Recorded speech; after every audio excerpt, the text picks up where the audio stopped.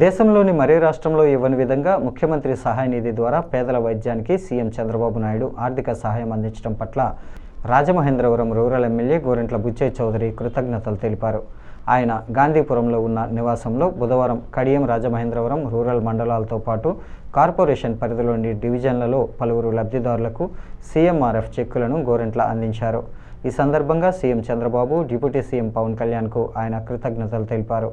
ఆపదలో ఉండి అనారోగ్యంతో ఆసుపత్రిలో చికిత్స చేయించుకునే వారికి ఈ చెక్కులు చాలా ఉపయోగకరంగా ఉంటున్నాయన్నారు.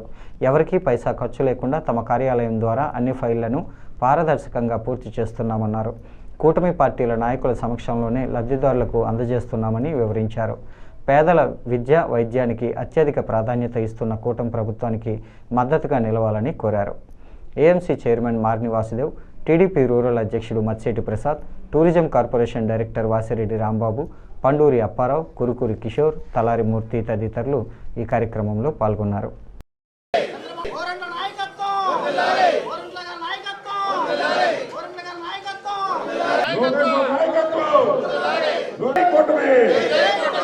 మానవత్వం పరిమళించిన వేళ ఎంత ఆనందమో మనకు తెలుస్తూ ఉంది.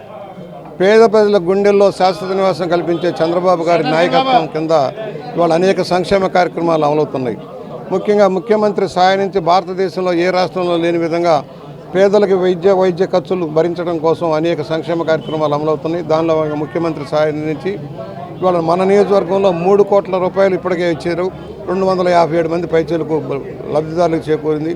ఎవరైతే నిజమైన చూస్తూ ఉన్నారు మీరు, ఎలాంటి వాళ్ళు, కాళ్ళు పోయిన వాళ్ళు, ఆరోగ్యం తట్టుకోలేక ఆరోగ్య ఖర్చులు భరించలేని వాళ్ళు, అకాల మరణం చెందిన వాళ్ళు, ప్రమాదంలో మరణించిన వాళ్ళకి భారీగా సాయం చేస్తూ ఉన్నారు. రాష్ట్ర వ్యాప్తంగా ఇంత ఉదారంగా సాయం చేసే ముఖ్యమంత్రిని ఏనాడు లేదు.